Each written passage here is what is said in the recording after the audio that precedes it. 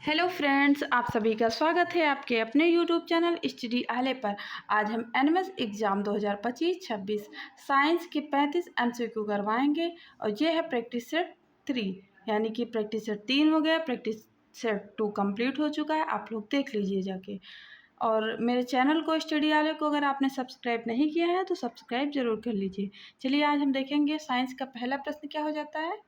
तो आप लोगों को मैंने बता रखा है कि आप लोग 1 से 35 तक गिनती लिख कर रखिए और देखिए आपके कितने क्वेश्चन सही होते हैं। तो चलिए, ताप का एसआई मात्रक क्या हो जाएगा। ताप का एसआई मात्रक है option A kelvin, option B ampere, option C candela, option D क्या हो जाएगा कैलोरी। तो राइट आंसर क्या हो जाएगा, पहले का राइट आंसर हो जाएगा केल्विन। ताप का एसआई मात्रक क्या है तो केल्विन हो जाएगा। प्रश्न नंबर 2 देखेंगे कि जड़त्व का गुण है। तो ऑप्शन ए क्या है, प्रत्येक वस्तु में होता है, किसी किसी वस्तु में होता है, किसी वस्तु में नहीं होता है, केवल गतिशील वस्तु में होता है। तो जड़त्व का गुण किसमें, मतलब ये जो जड़त्व का गुण पूछा गया है इसका राइट आंसर क्या हो जाएगा। तो दूसरे का राइट आंसर पहला हो जाएगा, प्रत्येक वस्तु में क्या होता है जड़त्व होता है। हम देखेंगे प्रश्न नंबर 3, कार्य का एसआई मात्रक है। तो कार्य का एसआई मात्रक option A joule, option B kelvin, option C calorie, option D horse power. तो राइट आंसर क्या हो जाएगा तीसरे का कैलोरी। कार्य का एसआई मात्रक कैलोरी हो जाएगा, सॉरी जूल हो जाएगा। क्या हो जाएगा, जूल हो जाएगा। और कैलोरी किसका होता है आप लोग कमेंट बॉक्स में ज़रूर बताइएगा, क्योंकि मैंने एक क्लास में कैलोरी के बारे में आपको बताया हुआ है वन लाइनर में। हम देखेंगे प्रश्न नंबर 4 कि एक अश्व शक्ति बराबर होता है। एक अश्व शक्ति बराबर क्या होता है, जिसको हम हॉर्स पावर कहते हैं। 776 वाट के, 746 वाट के, 11,000 वोल्ट के, उपयुक्त में से कोई नहीं। तो चौथे का राइट आंसर क्या हो जाएगा, बी हो जाएगा। यानी राइट आंसर 746 हो जाएगा। एक हॉर्स पावर होता है 746 वाट का। प्रश्न नंबर 5 है कि न्यूटन के किस गति नियम से बल का व्यंजक प्राप्त है। यानी न्यूटन के किस गति के नियम से, एक मिनट स्लाइड थोड़ी छोटी करती हूँ। हाँ, न्यूटन के किस गति नियम से बल का व्यंजक प्राप्त होता है। तो ऑप्शन ए है प्रथम, ऑप्शन बी द्वितीय, ऑप्शन सी तृतीय, ऑप्शन डी तो किसी से भी नहीं। तो पांचवें का राइट आंसर क्या हो जाएगा, बी हो जाएगा, द्वितीय राइट आंसर हो जाएगा। मेरा क्वेश्चन है कि न्यूटन ने कितने नियम बताए हैं। न्यूटन के कितने नियम हैं, न्यूटन के कितने प्रकार के नियम हैं, कमेंट्स बॉक्स में ज़रूर बताइएगा। प्रकार के नियम है, कितने प्रकार के नियम या बलों की चर्चा की गई है आप लोग कमेंट बॉक्स में ज़रूर बताइएगा। हम देखेंगे 6 नंबर प्रश्न कि पृथ्वी की सतह से ऊपर जाने पर दाब कैसा होता है। ऑप्शन ए दाब घट जाता है, ऑप्शन बी दाब बढ़ जाता है, ऑप्शन सी दाब अपरिवर्तित हो रहता है, और ऑप्शन डी उपयुक्त सभी। तो छठे का राइट आंसर क्या हो जाएगा, ए हो जाएगा। यानी कि पृथ्वी की सतह से, यानी नीचे से अगर हम ऊपर की ओर जाएंगे तो दाब कैसा होगा, दाब घटता है। दाब घटता है कि दाब बढ़ता है बताइएगा, दाब घटता है। चलिए अब हम देखेंगे प्रश्न नंबर 7। प्रश्न नंबर 7 इस यहाँ का 6 का आंसर लगा था ना, राइट आंसर क्या हो जाएगा पहला। अब हम देखेंगे 7वां नंबर प्रश्न कि प्रेशर कुकर में खाना जल्दी पकता है क्यों। जो प्रेशर कुकर होता है उसमें खाना जल्दी पक जाता है। अगर हम चावल को बनाने बैठेंगे भगोने में तो वो टाइम लेगा, लेकिन प्रेशर कुकर में फटाक से बन जाता है। ऐसा क्यों होता है। ऑप्शन ए प्रेशर कुकर के अंदर दाब बढ़ने से पानी का क्वथनांक बढ़ जाता है, ऑप्शन बी प्रेशर कुकर के अंदर दाब में कमी से पानी का क्वथनांक बढ़ जाता है, ऑप्शन सी प्रेशर कुकर का आकार ऐसा होता है जिससे खाना जल्दी पकता है, ऑप्शन डी उपरोक्त में से कोई नहीं। तो राइट आंसर क्या हो जाएगा, 7वें का राइट आंसर ए हो जाएगा। क्या हो जाएगा, ए। यानी प्रेशर कुकर के अंदर होने से दाब बढ़ने से पानी का क्वथनांक भी बढ़ जाता है, इसीलिए खाना जल्दी पक जाता है। तो राइट आंसर ए हो जाएगा। 8वां प्रश्न देखेंगे कि पानी की बूंदों के गोल होने का कारण, यानी कि जो बारिश हो रही है तो बारिश की जो बूंदें होती है वो हमेशा गोल क्यों होती है, गोल क्यों होती है। तो ये पूछा जा रहा है प्लवन के द्वारा, ऑप्शन बी पृष्ठीय तनाव द्वारा, ऑप्शन सी केशिक तत्व द्वारा, ऑप्शन डी उत्क्षेप द्वारा। तो 8वें का राइट आंसर क्या हो जाएगा, पृष्ठ तनाव द्वारा। जो पानी की बूंद होती है वो गोल किसके कारण होती है? पृष्ठ तनाव के कारण।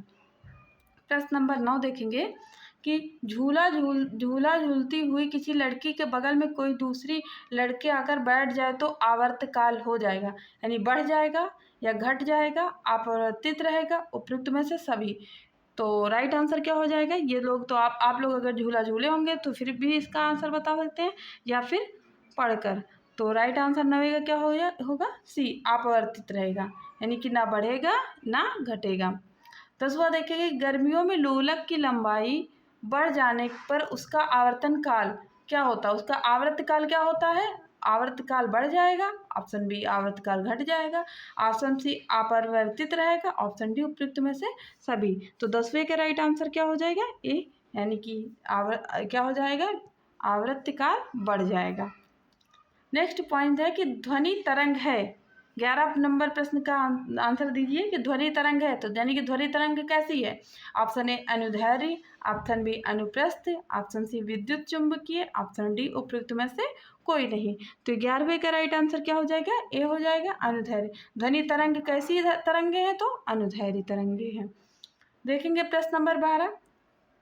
आप सभी को जिसको भी इसका आंसर आ रहा है वो क्वेश्चन भले ही छोड़ दीजिए, और जो नहीं याद हो रहा है, आ नहीं रहा, उसको नोट्स बनाइए और उस पर लिखते चलिए। 12 नंबर प्रश्न है कि अनुप्रस्थ तरंगें किस माध्यम में उत्पन्न की जा सकती हैं? ऑप्शन ए सिर्फ गैस में, ऑप्शन बी सिर्फ ठोस में, ऑप्शन सी सिर्फ द्रव में, ऑप्शन डी इन तीनों में।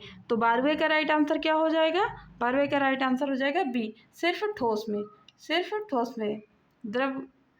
द्रव्य कितने प्रकार के होते हैं, यानी पदार्थ कितने प्रकार के होते हैं? कमेंट बॉक्स में ज़रूर बताइएगा।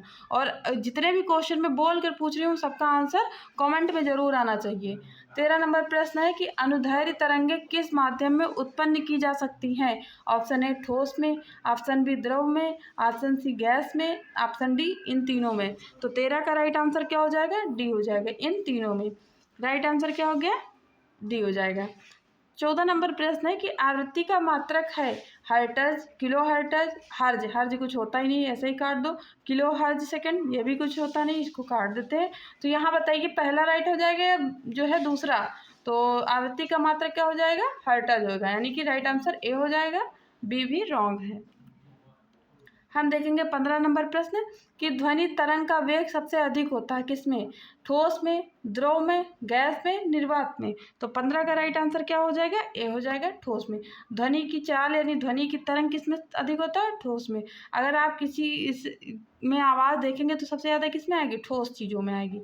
कल हमने अपसरव्य के बारे में बताया था, आज परासरव्य के बारे में देखेंगे कि परासरव्य तरंगे वह है जिनकी आवृत्ति परिसर ऑप्शन ए 20 हर्ट्ज से कम, ऑप्शन बी 20 हर्ट्ज से 20,000 हर्ट्ज के 20, ऑप्शन सी 20,000 हर्ट्ज से अधिक, और ऑप्शन डी उपयुक्त में से कोई नहीं। तो 16 का राइट आंसर क्या हो जाएगा? सी हो जाएगा, यानी कि 20,000 हर्ट्ज से अधिक की बात की गई है। देखेंगे प्रश्न नंबर 17 कि स्पष्ट प्रतिध्वनि सुनने के लिए श्रोता और एवं परावर्तक के बीच की दूरी कितनी होनी चाहिए? स्पष्ट ध्वनि सुनने के लिए option A 25 metre, option B 17 metre, option C 12 metre, option D 9 metre. तो 17 का राइट आंसर क्या हो जाएगा? बी हो जाएगा। कितने मीटर होना चाहिए? 17 मीटर। कितने मीटर? 17 मीटर। चलिए हम देखेंगे 18 नंबर प्रश्न कि निम्न में से किस विद्युत चुंबकीय तरंग की वेधन क्षमता सर्वाधिक है? ऑप्शन ए एक्स किरणें, ऑप्शन बी पराबैंगनी किरणें, ऑप्शन सी गामा किरणें, ऑप्शन डी उपयुक्त में से कोई नहीं। तो 18 का राइट आंसर क्या हो जाएगा? सी हो जाएगा, यानी गामा किरणें। गामा किरणें राइट आंसर है। देखेंगे 19 नंबर की ऊष्मा का एसआई मात्रक क्या है? Option A Celsius, option B Fahrenheit, option C joule, option D watt. तो 19 का राइट आंसर क्या हो जाएगा? सी हो जाएगा। ऊष्मा का एसआई मात्रक जूल है। प्रश्न नंबर हम 20 देखेंगे कि 20 नंबर प्रश्न होगा कि किस तापमान पर सेंटीग्रेड एवं फ़ारेनहाइट तापमापियों के मान का एक समान होते हैं? यानी एक समान किस मान पर होते हैं? तो 29 डिग्री सेल्सियस पर, -40 डिग्री सेल्सियस पर, -49 डिग्री सेल्सियस पर, -98.6 डिग्री सेल्सियस फ़ारेनहाइट पर। तो राइट आंसर क्या हो जाएगा? 20वें का राइट आंसर क्या हो जाएगा? बी हो जाएगा, बी। यानी -40 डिग्री सेल्सियस पर सेंटीग्रेड और या फ़ारेनहाइट क्या होता है? तापमान बराबर होते हैं, यानी सेल्सियस भी। 21 नंबर प्रश्न देखेंगे कि मानव शरीर का ताप होता है। Option A 37 degree Celsius, option B 98.6 degree Fahrenheit, option C 99.6 degree Fahrenheit, option D A और बी दोनों।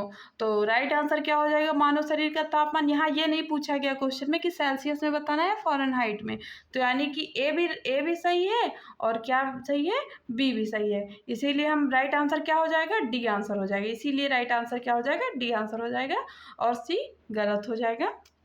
देखेंगे प्रश्न नंबर 22 देखेंगे कि किस ताप पर पानी का आयतन न्यूनतम एवं घनत्व अधिकतम होता है?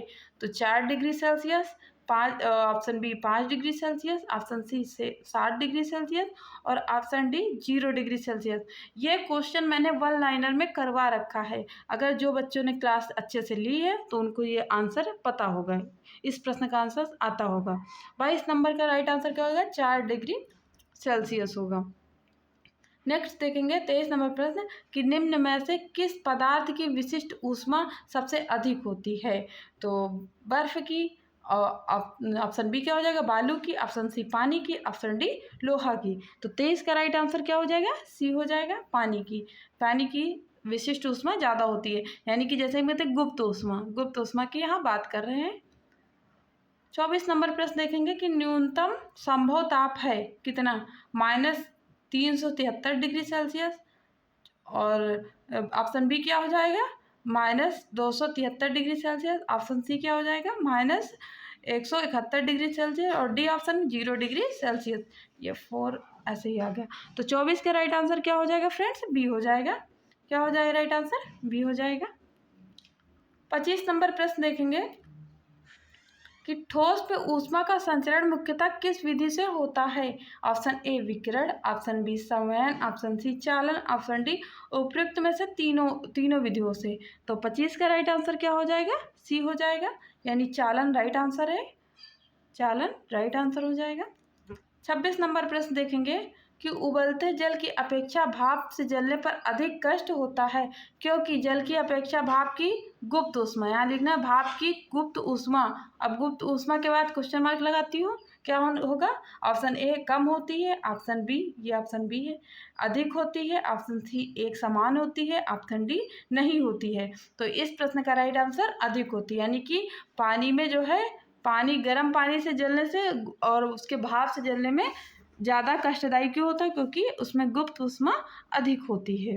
देखेंगे प्रश्न नंबर 27 कि सूर्य से पृथ्वी पर ऊष्मा का संचरण किस विधि के द्वारा होता है? मैंने वन लाइनर में ये भी क्वेश्चन करवाया है। ऑप्शन ए चालन, ऑप्शन बी संवहन, ऑप्शन सी विकिरण, ऑप्शन डी उपयुक्त तीनों विधियों से। तो 27 का राइट आंसर क्या हो जाएगा? सी हो जाएगा, विकिरण विधि द्वारा। राइट आंसर क्या हो जाएगा? विकिरण विधि द्वारा। आप लोग कमेंट करके ज़रूर बताइएगा कि ये पेज आपको, इस कलर का पेज कैसा लग रहा है। 28 नंबर प्रश्न देखेंगे कि प्रकाश है अनुप्रस्थ तरंग, बी अनुदैर्ध्य तरंग, सी विद्युत चुंबकीय तरंग, डी ए एवं सी दोनों। तो 28 का राइट आंसर क्या हो जाएगा? डी हो जाएगा, ए और सी दोनों, यानी प्रकाश अनुप्रस्थ भी है अनुदैर्ध्य भी हो जाएगा। हम देखेंगे 28 नंबर प्रश्न हो गया। अब देखेंगे 29 नंबर प्रश्न। 29 नंबर प्रश्न क्या है कि किस माध्यम में प्रकाश की चाल सर्वाधिक होती है? किस माध्यम में? निर्वात में, पानी में, कांच में, इनमें से कोई नहीं। तो 29 का राइट आंसर ए निर्वात में। किस में प्रकाश की चाल अधिक होगी? निर्वात में। 30 नंबर प्रश्न है कि किस रंग के प्रकाश का प्रकीर्णन सबसे अधिक होता है? तो प्रकाश के प्रकीर्णन में सबसे अधिक प्रकाश किसमें होगा? ऑप्शन ए लाल, ऑप्शन बी आसमानी, ऑप्शन सी पीला, ऑप्शन डी बैंगनी। तो 30 का राइट आंसर क्या हो जाएगा? डी हो जाएगा, बैंगनी। बैंगनी में सबसे ज़्यादा प्रकाश और आप प्रकाश भी होता है और प्रकाश का प्रकीर्णन सबसे अधिक होता है। आपने अपने घर पर कभी गैस चूल्हा जलते हुए देखा होगा, तो उसमें से जब नीली गैस जल रही होगी तो वो कहते हैं गैस जो है। अगर वो लाल जलने लगती है तो क्या कहते हो? गैस खत्म होने वाली है, क्योंकि लाल का प्रकीर्णन सबसे कम होता है और सबसे अधिक किसका होता है? बैंगनी का होता है। हम देखेंगे 31 नंबर प्रश्न कि आकाश का रंग नीला क्यों दिखाई देता है? तो ऑप्शन ए प्रकाश का प्रकीर्णन, प्रकाश का वर्ण विक्षेपण, ऑप्शन बी प्रकाश का प्रकीर्णन, ऑप्शन सी प्रकाश का व्यतिकरण, ऑप्शन डी प्रकाश का अपवर्तनांक। तो 31 का राइट आंसर क्या हो जाएगा? 31 का राइट आंसर बी हो जाएगा, प्रकाश का प्रकीर्णन। और ये क्वेश्चन आपके लिए बहुत ही इंपॉर्टेंट है, वेरी इंपॉर्टेंट क्वेश्चन में इसको रख लीजिए कि आकाश का रंग नीला क्यों दिखाई देता है। देखेंगे 32 नंबर प्रश्न, किस रंग के प्रकाश का अपवर्तनांक सबसे अधिक होता है? ऑप्शन ए बैंगनी, ऑप्शन बी लाल, ऑप्शन सी पीला, ऑप्शन डी आसमानी। तो 32 का राइट आंसर क्या हो जाएगा? ए हो जाएगा, बैंगनी। अभी इसी तरह का क्वेश्चन आया था तो जहाँ पे बैंगनी आंसर गया था।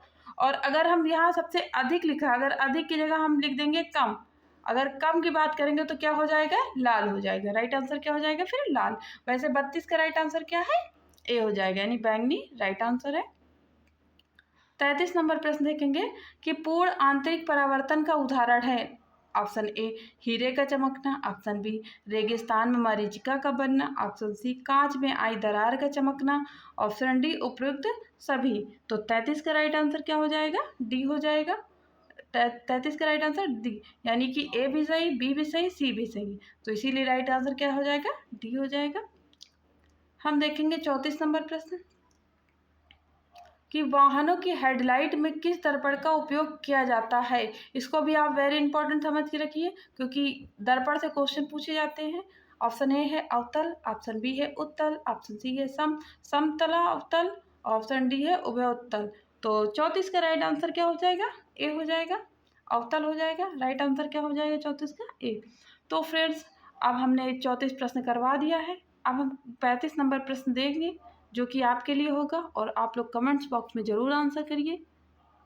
चलिए हम 35 नंबर प्रश्न देखेंगे। ये आज ग्रीन बोर्ड पर लेकर आई हूँ और आप लोग बताइएगा कि ये जो है बोर्ड आपको कैसा लग रहा है, जिससे हम यही स्लाइड फिर आगे रखेंगे। तो 35 नंबर प्रश्न है कि सूर्य से प्राप्त रंगों में किस रंग का विक्षेपण सर्वाधिक होता है। क्वेश्चन बहुत इजी है, आप लोग कमेंट्स में आंसर देना नहीं भूलिएगा और वीडियो को लाइक करिए, चैनल को नए हो तो सब्सक्राइब करिए और जो भी फ्रेंड आपके क्लास में एनिमल्स की तैयारी कर रहे हैं उनको ये वीडियो ज़रूर शेयर करिए। Thanks for watching. Thank you.